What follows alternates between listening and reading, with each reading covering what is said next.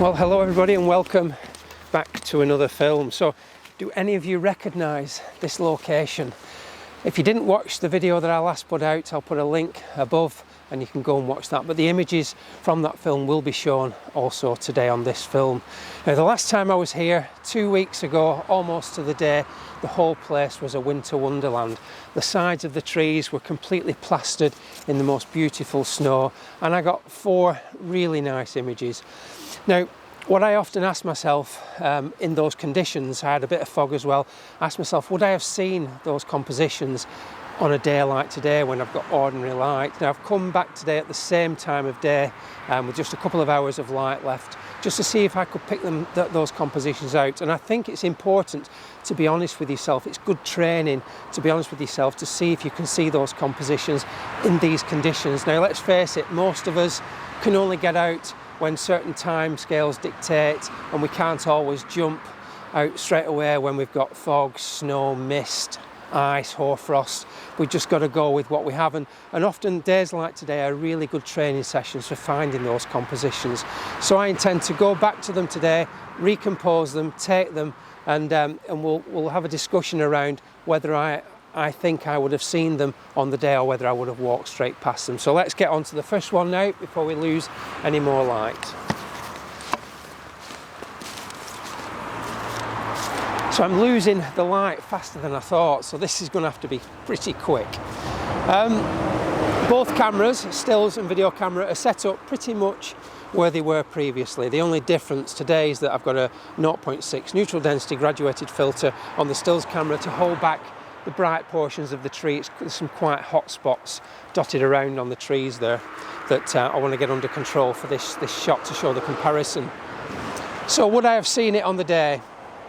I certainly would have seen the value in that tree on the left hand side, and I still think I would have seen these 2 trees as a gateway. I do wonder in reflection whether they're too straight and a bit too distracting, but I still think they frame the trees in the background, and there's nice spacing in amongst all the trees. So from that point of view, everything still sits where I'd be happy with it. Now, on the day I took it, there was a mountain biker had gone through here and kicked up some of the leaves, and I managed to get the camera down low enough to exclude them. And today the whole path obviously is visible, but I see that as a positive today because it's leading your eye through the 2 trees to the distance, so it has got some value today. Would I have taken it in these conditions? Hand on heart, probably not. Would I have logged it for a future visit? I certainly would have logged it, but would I have rushed back in the snowy conditions to photograph it? That part I'm not too sure about. But I'll put both images on now. This one in these conditions followed by the snowy one, so you can see the 2 differences. Right, I'm losing light, so I better get cracking, get the camera packed away, and I'll see you at the next one.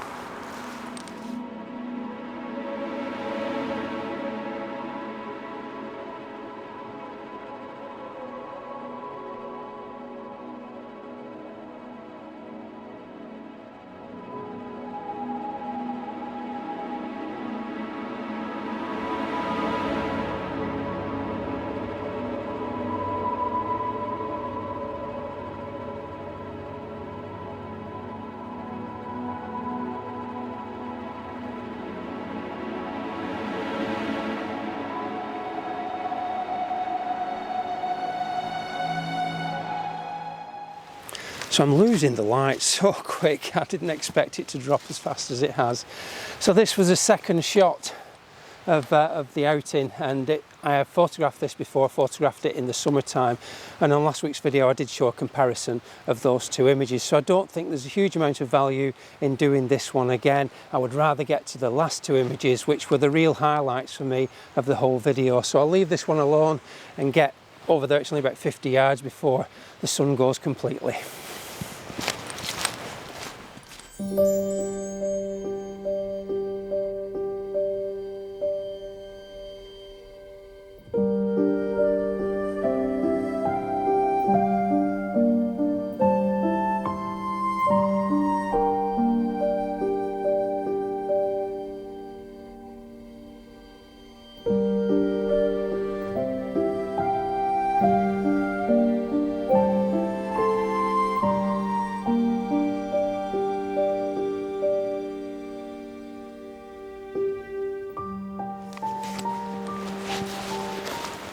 So, do you recognise the scene?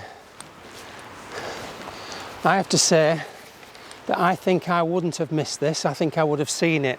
If you look down here, if you remember the shot, I'm going to get myself out of breath now running down here.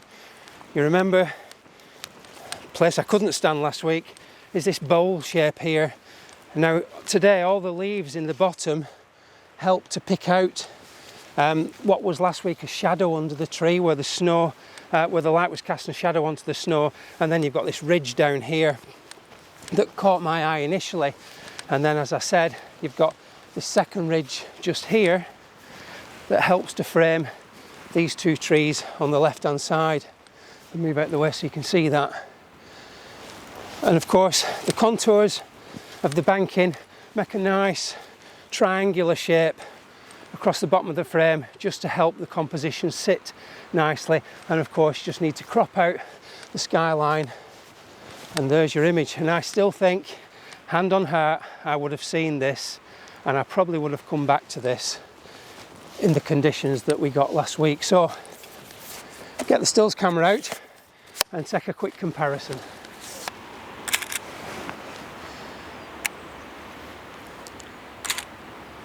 So that's that one nicely in the bag. All the settings, the focal length and everything are exactly the same as last time. Crucially is lining the camera up, making sure that it's exactly as it was. I've actually got the image on my, the original image. I've got all the original images on my phone. And the crucial thing with this, you're probably not that clear on there. Hopefully that will just focus on there. These two trees here on the left hand side, the gap between the two I've made sure is exactly where it needs to be, so that when you've got the comparison you can see the two lining up really nicely, and the absolute difference a day makes to your photography. But like I say, I really do believe that I would have seen the value in that, and it probably would have been those leaves at the base of the tree that would have caught my eye, the way that landform is just scooping round them there. And then obviously I would have gone on to notice the nice groupings of trees which are so nicely spaced out. So I'll put the one that I've taken now, followed by the snow scene.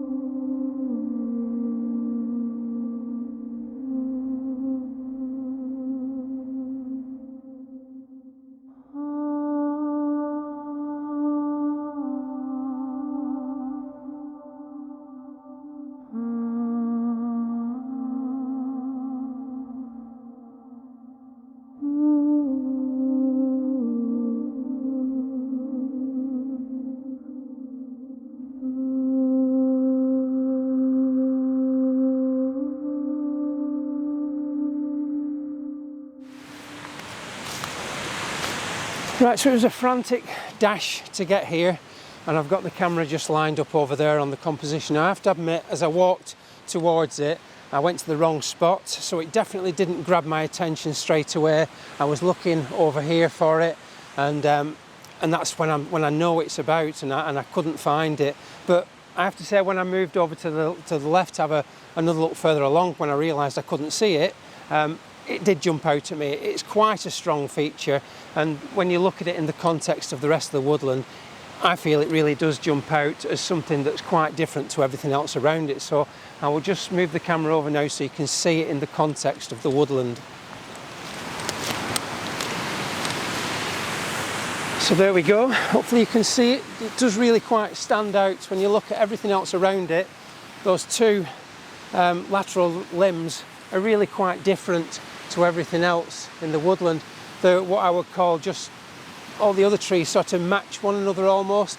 And the reason on reflection now that it's so different is that every other tree around here, with the exception of two, are all beech. So the one to the left of the main character tree is an oak, and the one that I photographed is almost certainly an oak as well. And that's why probably when I walked up to it on the day, not only did the conditions allow me to see it, but even now that I'm looking in the general vicinity, that tree certainly stands out above all the others.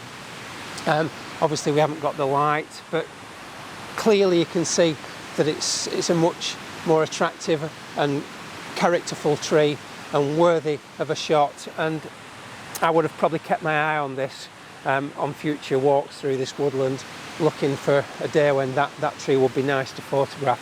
So the camera's all set up already, 160mm lens, exactly the same as last time.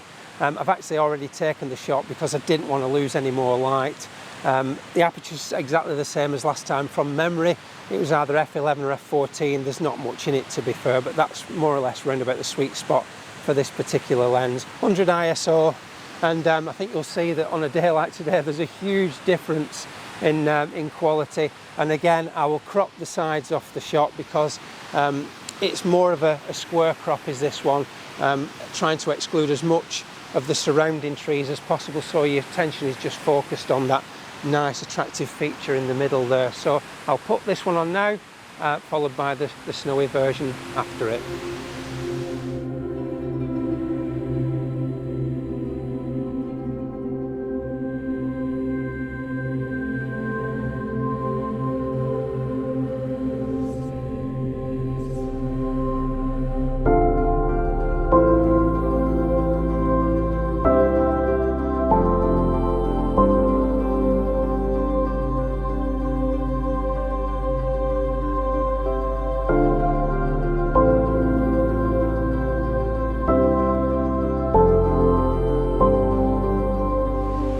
So I hope you enjoyed those comparisons on today's video. It's been really quite frantic for me, dashing around trying to get the right composition, comparing the shots, lining the video camera up where I felt I needed to, and I've just about managed to cram it in, fortunately. So the main takeaway from today's video is to give you confidence when you go out in places like this looking for shots. If you've had those occasions when you've got something really nice and you felt that you only saw it because the conditions were so favourable, doing exactly what I've done today will give you a lot of confidence. Often when I'm on workshops, I have customers that say to me that they can't see the woods for the trees. Now I maintain that they probably would have seen the compositions had they walked past them on the day, and doing this helps you reinforce that thought. Chances are, if you didn't see anything, there probably wasn't anything there to see, and this is a real good way of giving you that confidence. So I'm going to leave it there and say thank you all so much for watching. Leave some comments below, let me know if you would like to see more videos like this. Subscribe if you're not already a subscriber, and ring the bell for notifications. So until next time, I will see you in the next one. Bye for now.